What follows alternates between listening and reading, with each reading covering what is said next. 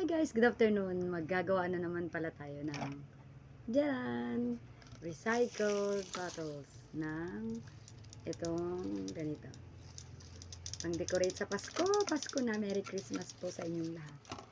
Ito yung nagawa ko na meron na ako dun sa mga baba nakasabit na siya dun sa mini-resto ko na ganito. Maglalagay naman tayo ng ganitong kulay. Gawa tayo. Ang mga materials ko nga pala yung ganito. Metallic paper. Ganito yun. Tapos, ito yung panali natin dito nilalagay. Tapos, ito yung pambara natin dito sa ilalim kasi lumulusot siya. Malaki yung butas ng ano. Tapos, ito gugupit-gupitin natin siya. Mainit. Mag-electric pan tayo. Tapos, anong tawag dito? Meron din tayong stapler kasi in-stapler ko yung dito para hindi siya matanggal. Tapos sinusuot ko lang siya dito sa ilalim. Binubutasan ko yung ilalim nitong plastic bottle. Meron tayong soldering iron. Simulan na natin. Itong ganitong kulay ang ilalagay. Ito nga palang ano.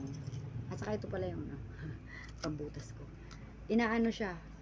Yang ginagani-ganito siya. Hihiwa-hiwain natin siya ng pagganon-ganon. Nakita nyo yung ito, di ba meron siyang meron siyang guhit dito. Ayan. Tas yung ginawa ko hanggang dito siya sa may taas. Dito yung natin, gupit natin hanggang dito. Para maganda yung shape niya. Gumaganon yung shape niya. Okay, wait lang. Ang init dito, guys. Pero ang lakas ng ulan sa labas. Ayan. Be careful nga pala sa mga bata pag gamit kayo ng ganito, kayo ng gunting. Ano siya, kailangan may supervision ng mga magulang. Ako hindi na ako nagguguhit-guhit pa. Tinatansya ko na lang kung gaano kalalaki yung mga hihiwain. Ayan. Natusok na. Ayan ko lang siya ng mark na ganito. Hanggang lang siya. Konti lang. Para maipasok ko lang yung gunting, saka ko siya gugupitin. Lalagyan ko na siya ng mga ganun-ganun. Yan, kita nyo. Ganyan lang. Kasi pag nasuot ko na yung gunting dyan, dire-diretso ko na siyang magugupit. Ganyan muna ang ginagawa ko. Tansya-tansya na lang. Para hindi naman yan i-measure ng makakakita kung gaano kalaki yung guhit niya. O kung hindi pa pantay-pantay. Okay lang yan.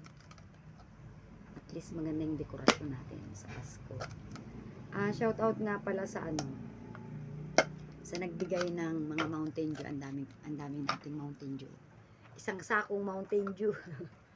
Ang binigay sa akin ng Purok Chairman ng Purok 5. Shout out Christian. Salamat.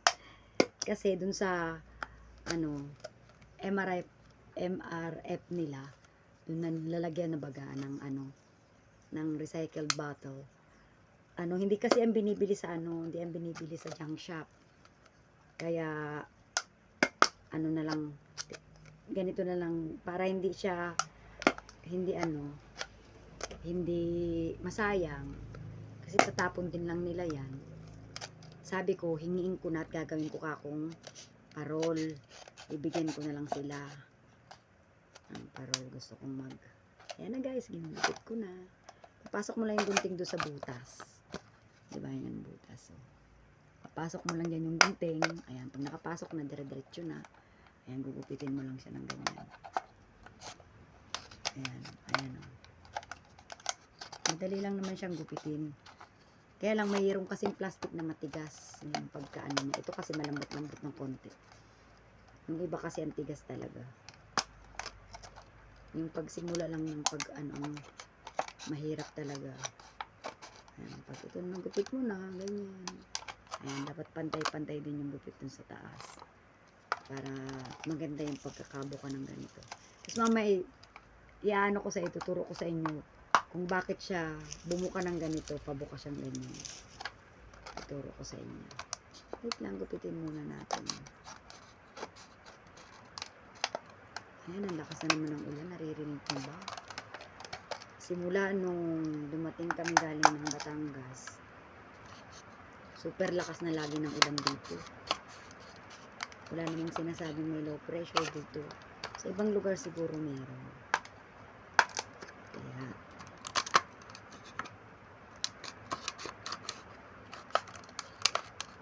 kailangan natin i-recycle ng mga plastic bottles natin. Para hindi lang tayo tapon ng tapon kung saan saan kasi makaka-harm yun sa ating kapaligiran. Kaya guys, kung sino man yung may mga plastic bottles na ganito, mag-isip kayo ng mga pwede ninyong gawin. Pwede ninyong gawing pencil case, lalagyan ng bulak. Ako nagawa ko ng lalagyan bulak ko nilagyan ko ng zipper. Papakita ko sa inyo yung one day gagawa tayo nun. Ito na muna kasi magpapasko na. Naghanap ako sa mga sa mga purok by purok ng mga ganito. Hindi ako nakakuha. Doon lang sa may high school. Yung MRF nila doon. Box nila doon. Box, hindi box kasi siya bakal. Parang cage. Ay, are kalabaw ang sakit ko. Nasugot tayo, beshi. Kaya sabi ko sa inyo, be careful kayo sa mga anak ninyo kung gustong gumawa ng recycle na ganito. Ito na lang gamitin natin. Ang sakit. Ang katigas-tigas naman eh.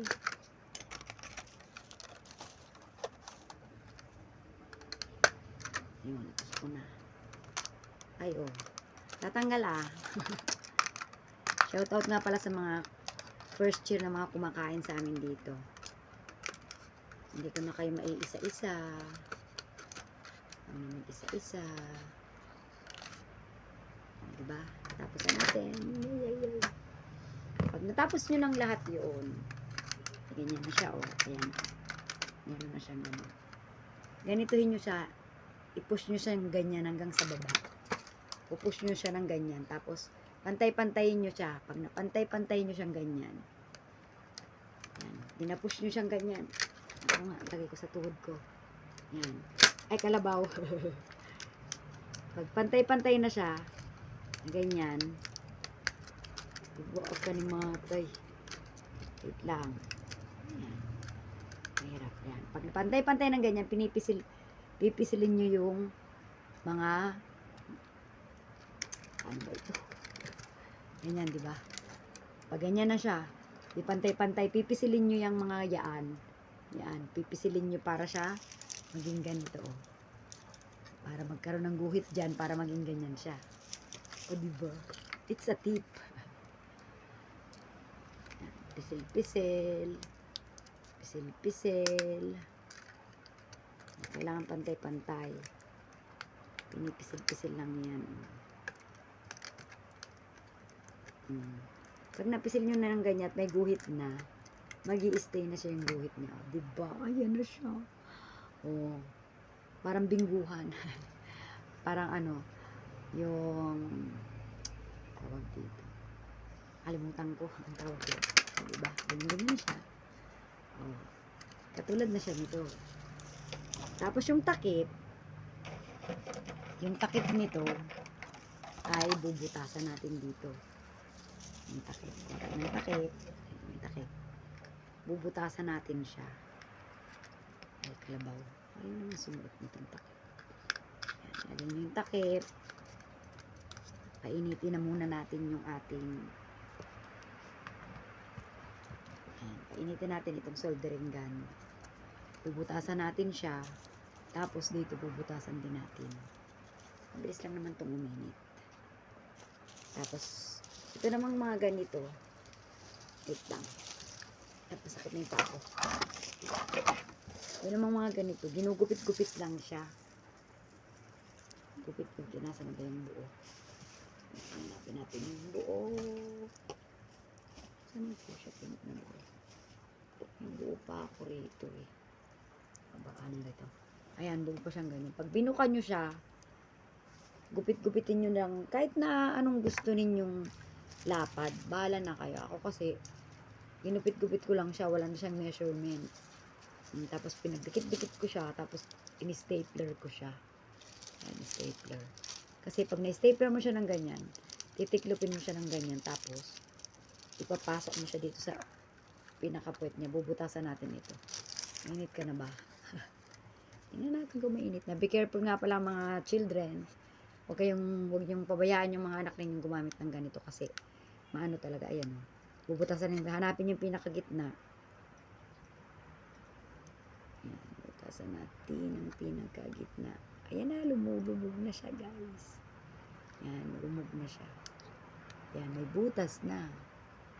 Diba, may butas na siya. Ay, bakit bumalik yung kanyang, ayan, may butas na. Dito naman sa ilalim, bubutasan niya. Yung pinakagitnang yan, oh, yan. Meron na siyang parang tuldok dyan. Dyan natin yan bubutasan.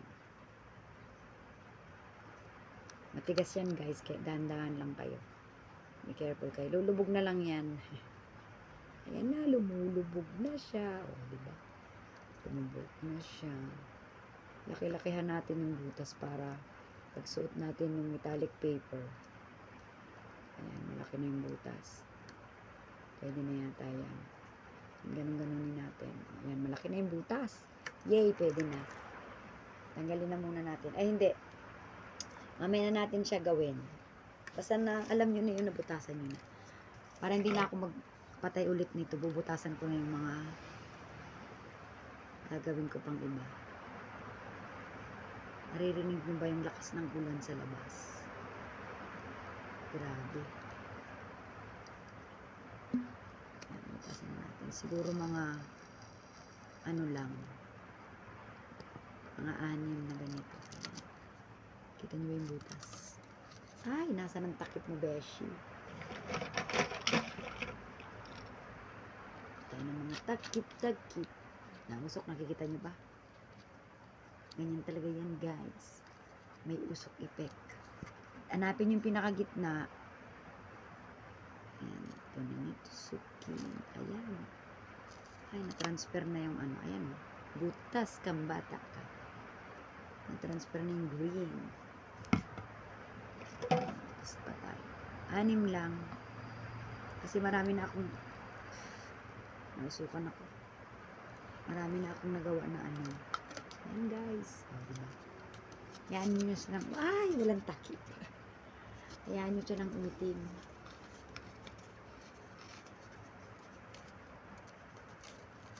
Ano naman. Nakalagay nyo sa pinakagitna. Yan, gitna na. Yan nga, 3. 4 ito. Para hindi na natin siya painitin ulit ng painitin yung ano.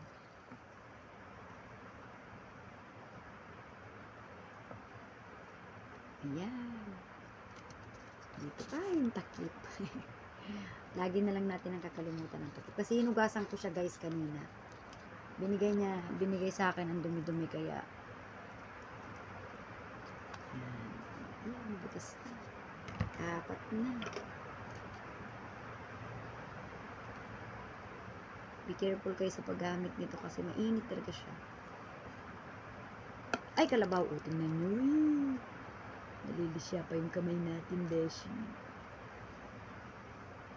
Ayan, malaki na yung butas. Ay, walang takip.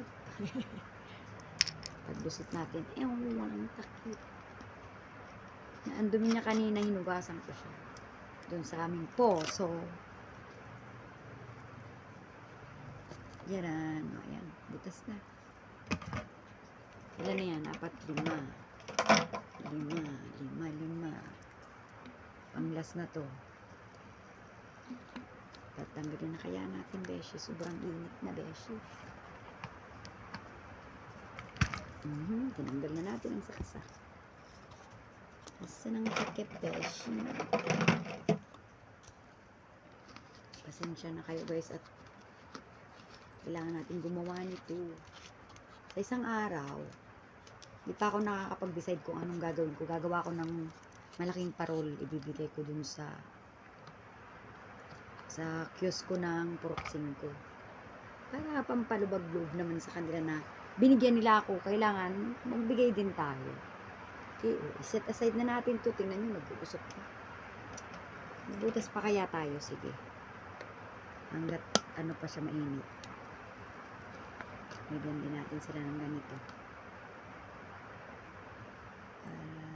Masayan. Bawal ang mga takip.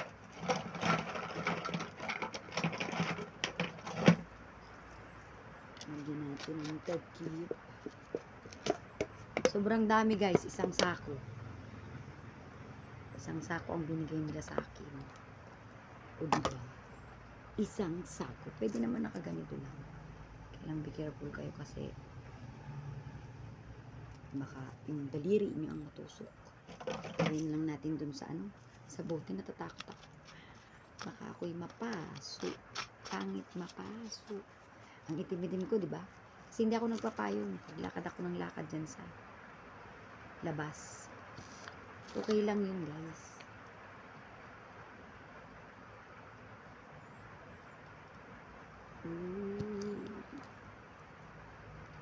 Malapit na siyang mawala. Ay, Diyos ko. Malapit na siyang, ayan o. Ano natin kung makakabukas ko tayo. Ay, parang nawawala na siya ng init.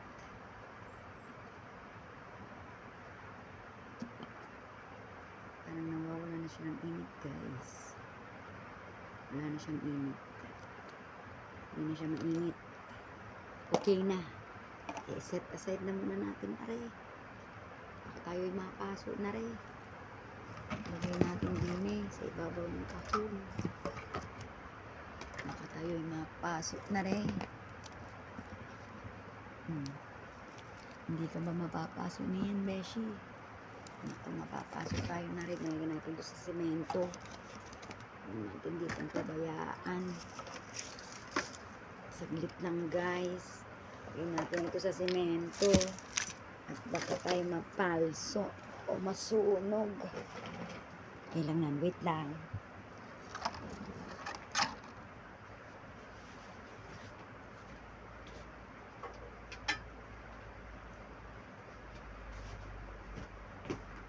Yeah, nandito na ulit tayo. Tapos, nadala ko ba? Nadala ba natin? Para hindi natin nadala. Ginagamitan ko rin siya ng ano. Para hindi nga natin nadala. Ang galing. Yung panggansilyo ko, ginagamit ko siya sa pagpasok dito ng sinulid. Nalimutan na naman natin siya.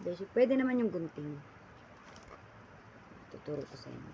Ito nga pala, nagupit-gupit ko na siya kagabi. Ginaganyan lang yan. Tinitiklop lang yun dyan sa dulo. Yan, tiklopin natin. Ano ba kaya matiklop? Tapos pinapasok ko lang siya dyan sa butas na yan. Wait lang. Parang ang laki-laki naman, Beshi. Pasok lang natin dyan. Diba? Pinapasok lang yan dyan. Ha? Kung sa ginawa na natin, lagay natin para diretso na siya. Ayan, hindi na yan matatanggal. Sobra na siya nasikip. Diyan ay buntot na. Dalawa na siya. Pag nahahangin ka, tumutunog. Ganyan-ganyanin nyo siya para maganda yung kanyang pagkakaan. O kaya igaganito nyo mabuti. Ganyan nyo siya. Ayan. Diba? Ang ganda. Lagyan natin ang tangkay dito ng ito. Nagupit-gupit na ako ng mga yarn. Tanggalin natin. Mas madali pag ginamit ko yung panggansilyo kasi sinusot ko lang dyan. Pagkuha ko ng ganun, ano na siya, buo na siya. Ang ginagawa ko, inaano ko muna siya. Meron ako ditong ano, kasi lumulusot siya dun sa, dito sa butas. Yung pag kahit binutno ko na siya, lumulusot siya. Kaya ang ginagawa ko, ilalagyan ko siya nito. Jerahan. O diba? Perap ba ako sa buhay? Okay lang yan, kasya yan. Wala yung panggansilyo natin. Papasok naman yan dyan. Sa ayaw niya at sa gusto. Pasok, Beshi. Pasok. Diba? Ayan na, pumasok na siya dyan. Pasok na. Tapos, pagka nakalagay na natin yun, saka natin siya ibutno rito. Pagpantayin natin siya, yan, ibutno natin ang isa. Yan, skip na yan, hindi na yan matatang. Ay, puret may pangul. Wait lang nga, dalawahin na nga natin. Ang lamot-lamot naman ng pagkakagawa mo, beshi. Yan, masikip na yan. Tapos, ito, ilalagay natin niya dun. Yan, nandiyan na siya. Tapos, suot natin siya dito sa butas na to.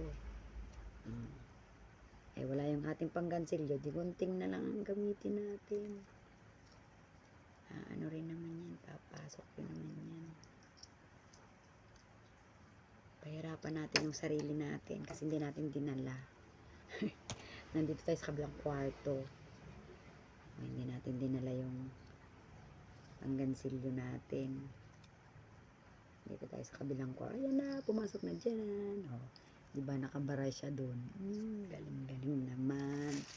Oh, tapos itakip mo na siya uli. Kaya kung may Mountain Dew kayo dyan, gawin nyo na ito. Oh, diba? Ang ganda-ganda niya. Oh, diba? Parol na siya. Lantern na siya. Dalawa na siya. Lantern na sila. Okay, guys. Meron na naman tayo nagawang recycle para sa ating. Kung wala naman kayong mga ganito, kung ano yung meron lang ninyo na gusto ninyong ilagay dito na parang buntot niya, bahala na kayo kung anong gusto ninyo. Ako kasi mas prepared ko yan kasi pag nahanginan siya, tumutunog siya. Oh. Ang ganda. Diba? Tapos meron din ako galing ito sa Batangas. Yung mga pinag-inuman namin nung nakaraan pa na pumunta kami doon. Dinala ko talaga siya. Hiningi ko talaga siya. Ano siya? Plastic bottle siya ng maliit na Coca-Cola. Shout out Coca-Cola. Ito, ginawa ko rin siyang katulad nito. Ito naman, ang gagawin ko naman sa kanya, pipinturahan ko siya. Siguro ko, pag nakabili na ako ng pampintura, pipinturahan lang natin siya dyan. Tapos, kung makakabili ng Christmas light, ipapasok dyan sa loob yung mga ilaw niya, bubutasan dito ng malaki, papasok dyan yung mga ilaw. Parang ganda niyang tingnan, di ba? Lantern. Dudugsong-dugsongin na pag ganun. Tingnan natin kung makakabili. Excuse. Pero pag wala naman, okay na yung ganito. Lagyan lang natin siya ng buntot dyan na maliit. Mga ganyan. Para katulad na rin siya nito. Kaya alternate na lang natin siya. Di ba? Shout out nga pala sa family ko. Sa Juneda family, sa Biala family, Buere family, sa mga kapitbahay namin dito sa Ijarte family. Shout out Mama Amy, Papa Pachoy, kala Michelle, kay Puto, kay Chris, kay Gogo, kay Jay Candelaria ng Toyota. Shout out nga pala sa inyo lahat, sa mga bata, kay Emil, kay Mikaela, kay Sander Shell, kay Jade Mercen, sino pa? At sa kapatid ko nga palang kasama ko dito si Almira, at saka si Ramses. Shout out din sa inyo dyan. Gumagawa na ako ng recycle. Meron na tayong pang dekorasyon. Sa susunod na araw, ang gagawin ko naman ay yung pang-undas. Nauna lang ito, be. Nagkamali lang ako ng programa ko. Nauna lang yung pag ano natin ito, paggawa. Pero, siguro sa isang araw maghuhugas na rin ako nung mga lata. Gagawa na ulit ako nung mga katulad nung ginawa ko yung binidyo ko na yung dati, yung mga lantern din siya na nilalagyan ng kandila baga na bilog. Tapos ipapasok ko lang siya doon. Bukas naman siya yung pinakaganto. At tingnan nyo na lang yung video ko nung nakaraan. Nag-live yata ako noon eh. Kaya maraming salamat po sa lahat ng mga tumutulong sa YouTube channel ko. Kay Mang Jun TV, kay Mami Lai, sa lahat ng mga Team Puyaters, hindi ko na maisa-isa. Ang dami nyo. Maraming salamat sa inyo, saka sa sister ko, kay Silen Show. Maraming salamat. Patuloy lang kayong manood at sumuporta para ma-monetize na ako, beshies. Please, mag-watch kayo ng aking videos. Kailangan ko ng watch hour. Maraming salamat sa inyong lahat. Lahat. Sa inyong lahat.